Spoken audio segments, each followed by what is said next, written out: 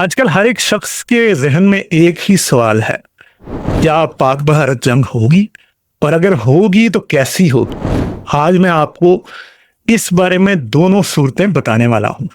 اگر ہوئی تو کم از کم کیسی ہوگی، اور اس جنگ کی سب سے خطرناک صورت کیسی ہو سکتی ہے۔ ایک طرف تو شاید گیدڑ بھبکیاں ہیں اور دوسری طرف شاید دنیا کی خطرناک ترین موت، ایسی موت جس کی ایک جھلک تو دنیا نے بہت دور سے دیکھی ہے، مگر اس کی اصل شکل دیکھنے کے لیے شاید دنیا قیامت کی منتظر راہ ہے۔ تو اس ویڈیو کے آخر تک میرے ساتھ رہیں اور جانیں بہت ہی امپورٹنٹ انفارمیشن۔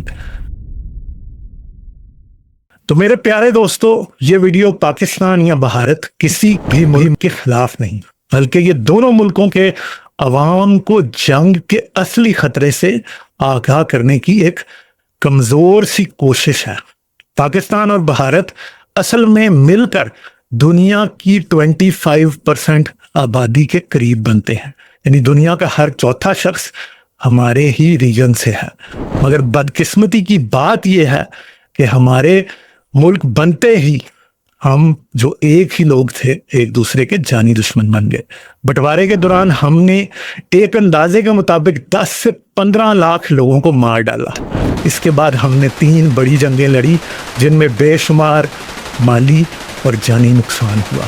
اس کے ساتھ ساتھ ہم پچھلے 75 سال سے اپنے بجٹ کا سب سے بڑا حصہ ڈیفنس اور ہتھیاروں پر لگا رہے ہیں، جس کی وجہ سے ہم صحت، تعلیم اور دوسرے معاملات میں دنیا سے پیچھے رہ گئے ہیں۔ ایسا ممکن ہے کہ موجودہ جنگی نعرے صرف گیدڑ بھبکیوں تک ہی محدود رہیں اور آخر میں تمام سچویشن ڈائلیوٹ ہو جائے، جیسا کہ ماضی میں ہوتا آیا ہے۔ مگر وقت کے ساتھ ساتھ یہ بات دیکھنے میں آ رہی ہے کہ اس طرح کے وار ایٹماسفیئر کو دونوں جانب سے خاص ہوا دے کر سیاسی مقاصد حاصل کیے جاتے ہیں۔ وہ راحت اندوری کا ایک شعر ہے، سرحدوں پر بہت تناؤ ہے کیا، کچھ پتہ تو کرو چناؤ ہے کیا، خوف بکھرا ہے دونوں سمتوں میں، تیسری سمت کا دباؤ ہے کیا۔ بچپن میں ہم کہانی سنتے تھے، شیر آیا چلانے والے لڑکے کی، اور پھر ایک دن شیر آ ہی جاتا ہے۔ تو ایسا ضرور ممکن ہے کہ ہم ہر بار اپنے اندرونی مقاصد حاصل کرنے کے لیے کنٹرول فائر شروع کرتے ہیں، مگر آگ کا مسئلہ یہ ہوتا ہے کہ وہ بے قابو بھی ہو سکتی ہے۔ تاریخ کا ستم یہ ہے کہ ہم جانتے ہیں کہ جنگ کے لیے پہلی گولی چلانے والا تو جانتا ہے کہ وہ جنگ شروع کر رہا ہے، مگر یہ کوئی نہیں جانتا کہ آخری گولی کون، کب اور کہاں چلائے گا، کتنی نسلیں، کتنا وقت، کتنی صدیاں گزر چکی ہیں۔ مگر ستم یہ ہے کہ اب بات گولیوں تک محدود نہیں رہی، اب تو بات شہر کے شہر کھا جانے والے قیامت کے مناظر سے بہت آگے جا چکی ہے۔ آج 7 دونوں ملک ایٹمی طاقت بن گئے ہیں اور عام جنگ کے بجائے خطرہ ایٹمی جنگ میں تبدیل ہو گیا ہے۔ آج یہ عالم ہے، دونوں ہی ممالک کے پاس 200 کے قریب ایٹمی وار ہیڈز موجود ہیں۔ اگر تاریخی تناظر میں دیکھا جائے تو یہ دوسری جنگ عظیم کے وقت موجود دنیا کی کسی بھی طاقت سے زیادہ طاقت اور تباہی پھیلانے کی قابلیت ہے۔ یعنی ہم آج دوسری جنگ عظیم میں موجود امریکہ، برطانیہ اور روس سے کہیں زیادہ تباہی پھیلا سکتے ہیں۔ اس اینگل سے اس بات کو دیکھنا اس لیے ضروری ہے کیونکہ ہمارے ذہنوں میں نیوکلیئر ہتھیار شاید ایک فکشن ہی کے طور پر موجود ہیں۔ ذرا سوچئے، اس وقت امریکہ نے دنیا کے سب سے چھوٹے ایٹمی ہتھیار چلائے تھے۔ یہاں آپ کو یہ بھی بتا دوں، ہیروشیما پر گرائے جانے والے چھوٹے سے بم لٹل بوائے کی وجہ سے تقریباً 1,46,000 لوگ مارے گئے تھے۔ اور یہ بھی جان لیں کہ اس کے بعد بھی کئی ڈیکیڈز تک ہزاروں لوگ ریڈیشن کی وجہ سے ہونے والے کینسر اور دوسری بیماریوں کی وجہ سے مرتے رہے تھے۔ اسی طرح ناگاساکی میں تقریباً 80,000 لوگ مارے گئے تھے، کیونکہ ناگاساکی میں गिराए जाने वाला बम पहाड़ की ओट में फटा था, जिसकी वजह से शहर का बड़ा हिस्सा इससे बच गया था। इंटरनेशनल वेपन्स एक्सपर्ट्स के मुताबिक आज पाकिस्तान और भारत के पास मौजूद छोटे से छोटे हथियार भी हिरोशिमा और नागासाकी पर गिराए जाने वाले बमों से बहुत बड़े हैं। ऐसा माना जाता है कि आज दोनों ही मुल्क थर्मोन्यूक्लियर काबिलियत रखते हैं, जिसका मतलब यह है कि आज की तबाही इस वक्त की तबाही से कई गुना ज्यादा होगी। भारत आज पाकिस्तान से कई बड़ी मईशत है। इसके साथ साथ on paper Indian military capability भी पाकिस्तान से बहुत ज्यादा है, मगर दोनों मुल्कों में एक बुनियादी फर्क है। पाकिस्तान की एबिलिटी असल में डिफेंसिव नेचर की है और दोनों मुल्कों की मिलिट्री फिलॉसफी में बहुत बड़ा फर्क है। अगर ट्रेडिशनल वॉर हो तो लाजमी तौर पर भारत का पलड़ा भारी रहेगा और यही बात एक बुनियादी फर्क पैदा करती है। भारत ने नो फर्स्ट स्ट्राइक ट्रीटी पे साइन कर रखा है, मगर पाकिस्तान ने हमेशा इस पर साइन करने से इनकार किया है और पाकिस्तान की न्यूक्लियर डॉक्ट्रिन ये कहती है कि वो 3 सिचुएशंस में न्यूक्लियर हथियार इस्तेमाल करेगा, जिनमें पहली ये है, अगर भारत की तरफ से पाकिस्तान के बड़े इलाके पर कब्जा कर लिया जाए तो पाकिस्तान वहां मौजूद भारतीय फौज के खिलाफ अपनी ही सरजमीन पर न्यूक्लियर हथियार इस्तेमाल करेगा। दूसरा ये कि अगर कराची की पोर्ट का रास्ता मुकम्मल तौर पर बंद कर दिया जाए और उसे पाकिस्तान से काट दिया जाए तो इस सूरत में भी पाकिस्तान भारतीय नेवी के खिलाफ न्यूक्लियर वेपन्स इस्तेमाल करेगा। तीसरा ये कि अगर मशरिक से आने वाले दरियाओं के पानी में पाकिस्तान के हिस्से पर डाका डाला जाए, पाकिस्तान तक वो पानी ना पहुंचने दिया जाए, तो इस सूरत में भी पाकिस्तान हथियार इस्तेमाल करने से देर नहीं करेगा। मगर ये याद रखिए कि मैं पाकिस्तान की इस न्यूक्लियर डॉक्ट्रिन से बिल्कुल भी एग्री नहीं करता, क्योंकि मैं न्यूक्लियर वेपन्स और किसी भी किस्म की जंग के मुकम्मल तौर पर खिलाफ हूं। आज की सूरत में सबसे बड़ा मसला ये बन गया है कि भारत की तरफ से तीसरे मामले को उठाया गया है।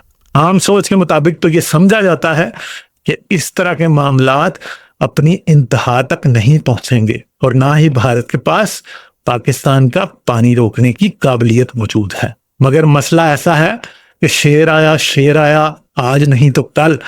अगर यही रवैया रहा तो बात वहां तक जा सकती है।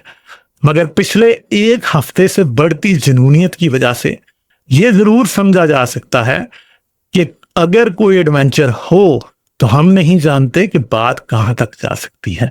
और अक्लमंदी इसी में है कि कभी भी जंगो जदल की किसी भी सूरत हाल को इजी ना लिया जाए। यही वजह है कि दोनों जानिब से समझदार लोग इस जुनूनियत को कम करने की कोशिश कर रहे हैं। अगर बात ना थमी तो कहां तक जाएगी?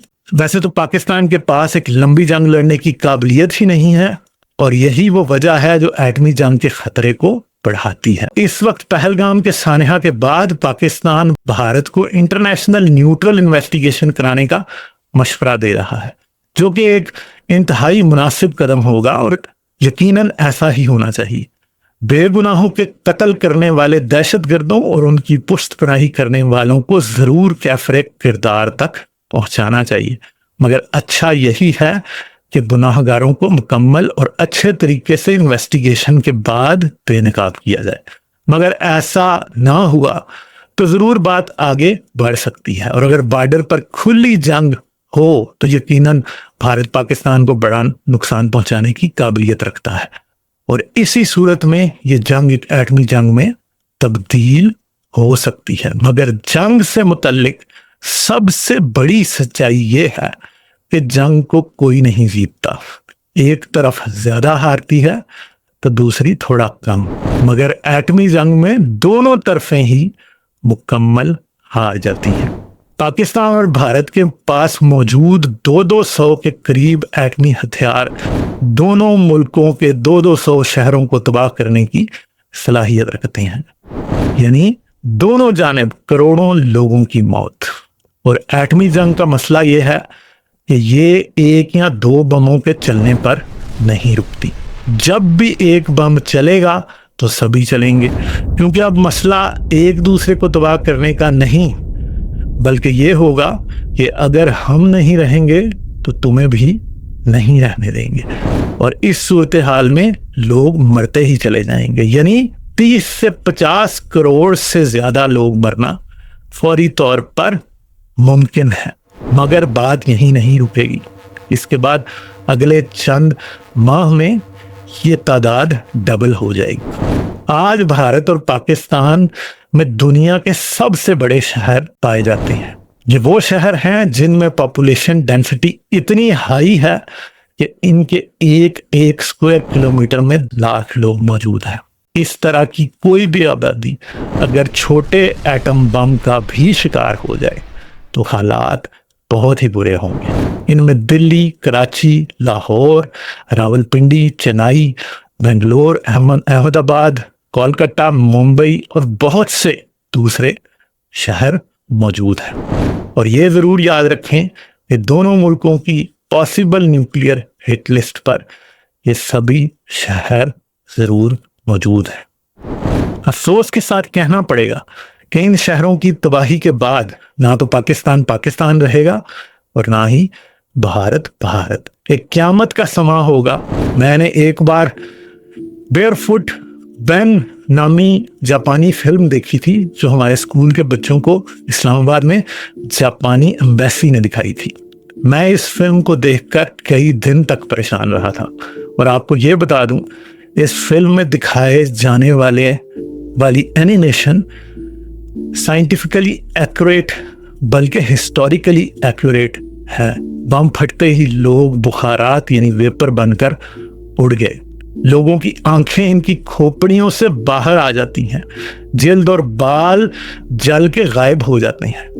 कपड़े जिस्म पर ही जल कर खत्म हो जाते हैं। बहुत से लोगों ने कुछ बरस कबल पाकिस्तान में ऑयल टैंकर का तेल इकट्ठा करते हुए लोगों के जलने की वीडियो ट्विटर पर जरूर देखी होगी। याद रखें कि तमाम दुनिया ही ये मंजर पेश करेगी। जहां एटमी बम फटता है वहां लोग बुखारात यानी वेपर बन के उड़ जाते हैं और इसके फटने के एपिसेंटर से कई मील दूर तक लोगों को 3rd डिग्री बर्न होते हैं और 10 किलोमीटर से ज्यादा रेडियस में लोग मरते हैं। इमारतें टूट जाती हैं, दरख्त जल जाते हैं। क़यामत असल में क्या होती है ये एटमी हथियार दुनिया को दिखा चुके हैं। एटमी हथियार किसी का मजहब, रंग, नस्ल और मुल्क नहीं देखते। वो ये भी नहीं देखते कि फलां लोग जंग के हक में थे या नहीं। वो ये भी नहीं देखते कि फलां जंग का मतलब भी जानता था या नहीं। हिरोशिमा में माओ की छातियों से चिपके हुए बच्चे जल के खाक हो गए थे। और अगर हमारे यहाँ भी एटमी जंग हो जाए तो हालात यही होंगे, बल्कि इससे 20 गुना ज्यादा बुरे होंगे। इसका शिकार सिर्फ आपके दुश्मन के बच्चे या आपका दुश्मन या उसका मुल्क नहीं होगा। दोनों जानिब ही हालात एक जैसे होंगे। पाकिस्तान और हिंदुस्तान के बहुत बड़े बड़े इलाके रहने के काबिल नहीं रहेंगे। मगर मसला ये है कि बात इससे बहुत आगे जाएगी। इस तरह की एटमी जंग से जो गर्द और धुआं ऊपर उठेगा वो बारिश बरसाने वाले बादलों से कहीं ऊपर पहुंच जाएगा और इसकी जमीन पर वापसी कई डेकेड्स तक नामुमकिन होगी। और इस गर्द और धुएं की वजह से सूरज की रोशनी में कमी आ जाएगी और जमीन पर हर जगह एग्रीकल्चर फेल हो जाएगा। और दुनिया के दूसरे मुल्कों में जो कि इस जंग का हिस्सा ही नहीं थे रहने वाले लोग भूख और काल की वजह से मरेंगे। बल्कि साइंसदानों के अंदाजे के मुताबिक जमीन पर रोशनी की कमी की वजह से एक आइस एज शुरू होने का खतरा भी मौजूद है, जिसका मतलब यह है कि जमीन पर इंसानी सिविलाइजेशन का ही खात्मा हो जाएगा। आज अगर आप दुनिया के किसी भी ठंडे इलाके में रहते हैं तो आइस एज की शुरुआत का मतलब है कि अगले चंद से 10 सालों के अरसे में इस जगह कई 100 मीटर बर्फ हो सकती है, जिसका मतलब यह है कि आपका घर, गांव और शहर 100 मीटर बर्फ के नीचे हो सकते हैं। और अगर आप बच भी जाएंगे, इस एटमी जंग की वजह से दुनिया में मास माइग्रेशन होगी تمام کلائمیٹ اور ویدر پیٹرنز بدل جائیں گے۔ نہ صرف یہ دنیا میں کوئی بھی حکومت قائم نہیں رہ پائے گی، بلکہ انسانی سویلائزیشن دوبارہ زیرو پر پہنچ جائے گی۔ ایک بار آئس ایج شروع ہوئی تو کوئی یہ نہیں کہہ سکتا کہ کب رکے گی۔ ایسا بھی ہو سکتا ہے کہ یہ ایک منی آئس ایج ہو اور 50 سے 1000 سال کے دوران ختم ہو جائے، اور 1000 سال بعد کتنے انسان اور کتنے جانور بچیں گے یہ ہم نہیں جانتے۔ اور ایک اور بات کہ واقعی کیا یہ 50 سے 1000 سال کے درمیان ختم بھی ہوگی یا نہیں، یہ بھی ہم نہیں جانتے۔ جو بچیں گے وہ آج کے اس لگژری دور کے بارے میں جانتے بھی نہیں ہوں گے۔ آج جس دنیا میں ہم رہتے ہیں وہ سب سے زیادہ امن اور سلامتی کی دی ہوئی ہے۔ انسان کی تمام تاریخ میں سب سے بڑا مسئلہ پیٹ بھر کے کھانا کھانا تھا۔ انسان ہمیشہ ہی انسیکیور رہا ہے۔ بارش نہ ہوئی تو انسان بھوک سے مر جاتے تھے، اور ہر 50 سال میں کوئی نہ کوئی ایسا مسئلہ ہو جاتا تھا جس کی وجہ سے دنیا میں بے شمار لوگ مر جایا کرتے تھے، چاہے وہ کوئی وبا ہو، چاہے وہ بارش کا نہ ہونا ہو، یا کوئی اور مسئلہ۔ مگر پچھلے 100 سال بلکہ پچھلے 50 سال میں ہم پیٹ بھر کے کھانا کھاتے آئے ہیں۔ ہمارے بچے ویکسینیشن کی وجہ سے صحت مند رہے ہیں۔ ہم نے ہزاروں سال پرانی بیماریوں کا علاج ڈھونڈ لیا ہے، مگر شاید انسان کو یہ آسودگی اور یہ سکون پسند نہیں آ رہا۔ آج چند ووٹوں اور 5 سال کی حکومت اور 3 سال کی ایکسٹینشن کی خاطر ہم اپنے بچوں کے مستقبل کو داؤ پہ لگانا اچھا سمجھتے ہیں۔ آج ہم مذہب، رنگ اور نسل کو دشمنی کے لیے استعمال کرتے ہیں۔ آج ہم جھوٹے دشمن بنا کر اپنے لوگوں کو بیوقوف بناتے ہیں۔ آج ہم ادرنس اور دشمنی کے نام پر انسانوں کو جدا جدا کر دیتے ہیں۔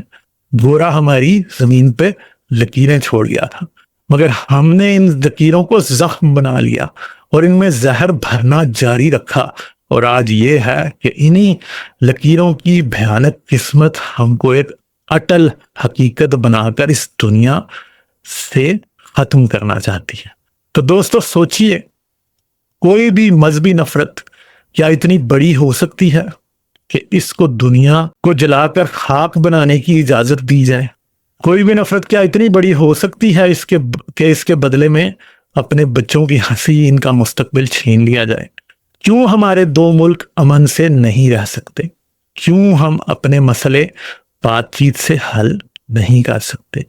کیوں جنگ کے طبل بجا کر دوسروں کے بچوں اور مستقبل کی موت کے سپنے دیکھنا ہمارا رویہ ہے؟ کیوں ہم ایک دوسرے کے پاؤں کاٹنے پر تلے ہوئے ہیں؟ کیوں ہم ایک دوسرے کا کاندھا نہیں بنتے؟ کیوں ہم امن کی آشا اور محبت کی لو نہیں جلا سکتے؟ ذرا سوچئے، طاقت کے ایوانوں میں بیٹھے ہوئے دھوکے بازوں سے سوال کیجیے۔ ایسا نہ ہو کہیں دیر ہو جائے۔ مجھے پوری امید ہے ایسی جنگ کبھی نہیں ہوگی، مگر کیا امن اور سلامتی ہمارا حق نہیں ہے؟ کیا ہمارا حق نہیں کہ ہماری حکومتیں موت کے ہتھیار بنانے کے بجائے پیسے ہماری صحت، تعلیم اور ڈیولپمنٹ پر لگائیں؟ اس پر ٹھنڈے دماغ سے ضرور سوچیے۔ اپنا بہت سا خیال رکھیے گا۔ آداب۔